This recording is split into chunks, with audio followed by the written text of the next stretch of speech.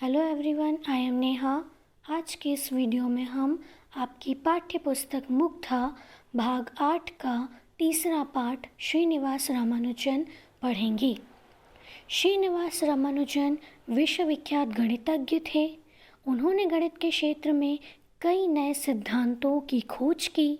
उनकी प्रतिभा का लोहा तत्कालीन विश्व के महान गणितज्ञों ने माना है। आज हम इस पाठ के माध्यम से उसी महान गणितज्ञ के विषय में और अधिक जानकारी प्राप्त करेंगे। बहुत कम लोग जानते हैं कि विश्वविख्यात गणितज्ञ श्रीनिवास रामानुजन इंटरमीडिएट का प्रथम वर्ष भी पास नहीं कर सके थे, किंतु गणित के क्षेत्र में उन्होंने अपनी प्रतिभा का डंका बजा दिया और केवल 32 वर्ष की आयु में वह कर दिखाया जिस पर भारत सदा सदा के लिए गर्व कर सकता है। आज भी विश्व की चोटी के गणितज्ञ उनके गणितीय सूत्रों के अध्ययन में लगे हुए हैं। श्रीनिवास रामानुजन का जन्म 22 दिसंबर 1887 को तंजौर ज़िले के इरोड़ नामक गांव में एक बहुत ही साधारण परिवार में हुआ था। उनके पिता का नाम के श्रीनिवास अयंगर और माता का नाम कोमलायम्भाल था। उनके पिता कपड़े की दुकान पर मुनीम का काम करते थे। उनका वेतन इतना कम था कि घर का खर्च भी बड़ी ही मुश्किल से चल पाता था, लेकिन संतोष वृत्ति माता पिता को क्या मालूम था कि उनका बेटा आगे चलकर विश्व का महान गणितज्ञ बनेगा और उनका तथा उनके प्रांत का और उनके देश का नाम भी रोशन करेगा। रामानुजन में जन्मजात प्रतिभा थी। उनका बुद्धि स्तर बहुत ऊंचा था। अपनी असाधारण प्रतिभा का परिचय उन्होंने सन 1897 ईस्वी में दिया, जब वे प्राथमिक परीक्षा में पूरे ज़िले में सर्वप्रथम आए।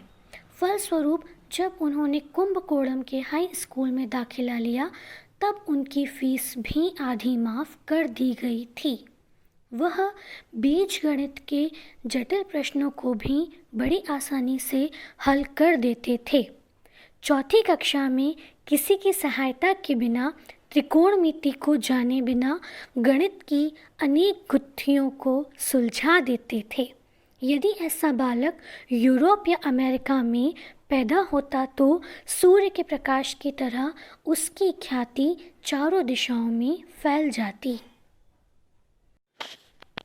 वह दिन रात गणित के अंकों से खेलते रहते। गणित के सिवाय उन्हें कुछ भी नहीं सूझता। परिणाम स्वरूप गणित में वह 100% अंक प्राप्त करने के बाद भी परीक्षा में हर बार अनुत्तीर्ण हो जाते और इस तरह उनकी छात्रवृत्ति भी बंद हो गई। बाद में उन्होंने मद्रास आकर घर पर ही तैयारी करके इंटर की परीक्षा दी। उसका परिणाम भी यही हुआ कि गणित में 100 में से 100 अंक और शेष विषयों में अनुत्तीर्ण। इस प्रकार उनकी पढ़ाई का यही अंत हो गया। रामानुजन के लिए अन्य विषयों में पास होना बहुत ही साधारण बात थी, लेकिन वह आंख उठाकर उन विषयों की पुस्तकों को एक बार देखें तो वह तो गणित के पीछे पड़े रहते थे। दिन रात उन गणित के अंकों में और संख्याओं में खोए रहते थे। सन 1909 ईस्वी में उनका विवाह 9 वर्षीय जानकी अम्माल के साथ कर दिया गया। विवाह के बाद रामानुजन को एक बहुत ही जटिल ऑपरेशन कराना पड़ा। वह बच गए, पर बिस्तर पर पड़े पड़े ही अपने नोट्स देखते रहते थे और गणित में डूबे रहते थे। सौभाग्य से उन्हीं दिनों रामानुजन की मुलाकात भारतीय गणित सोसाइटी के संस्थापक श्री रामास्वामी अय्यर से हुई। उन्होंने रामानुजन की गणितीय टिप्पणियों को देखा और वह समझ गए कि इस युवक में असाधारण सी प्रतिभा छुपी हुई है।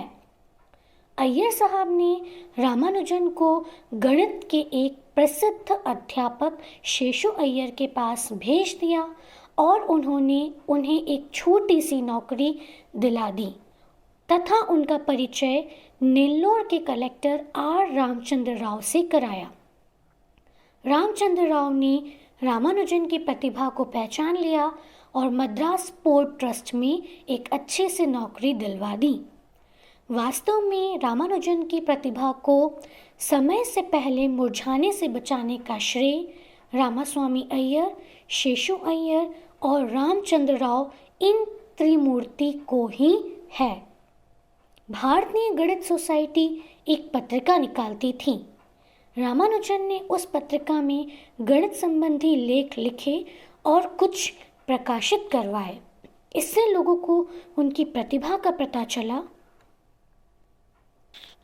मद्रास विश्वविद्यालय के अधिकारियों ने रामानुजन को 75 रुपये मासिक छात्रवृत्ति देकर अपनी प्रयोगशाला में गणित की समस्याओं पर अनुसंधान करने की अनुमति दे दी।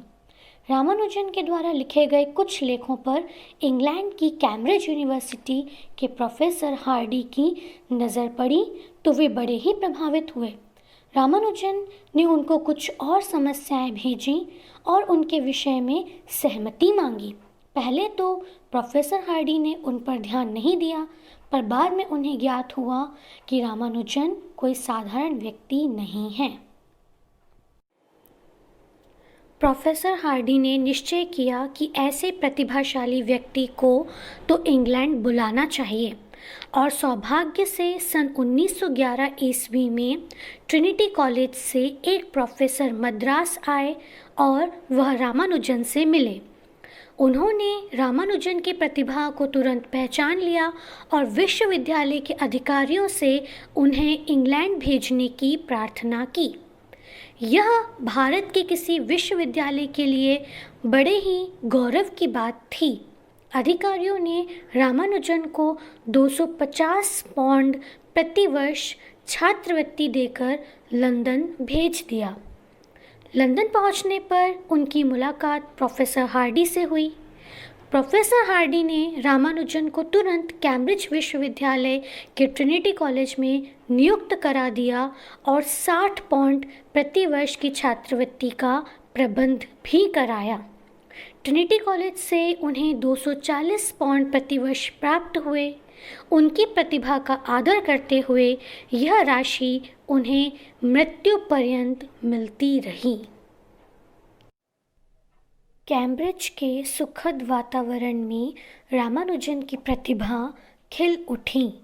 प्रोफेसर हार्डी और प्रोफेसर लिटिलवुड के सहयोग से उन्होंने गणित के कई नए सिद्धांतों की खोज की तथा विश्व भर के विद्वानों ने उन्हें पढ़ा और उनकी सराहना की।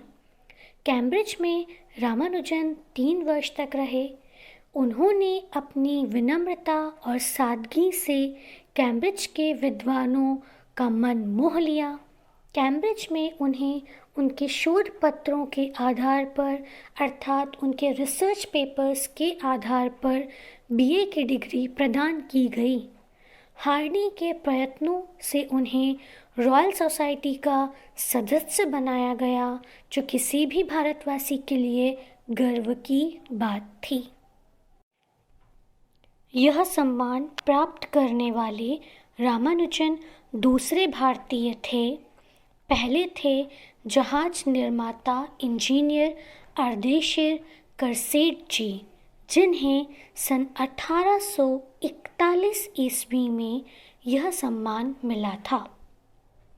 रामानुजन की प्रतिभा के लिए तो कोई भी सम्मान कम था। उनका रहन सहन बहुत सादा था। वे शुद्ध शाकाहारी थे।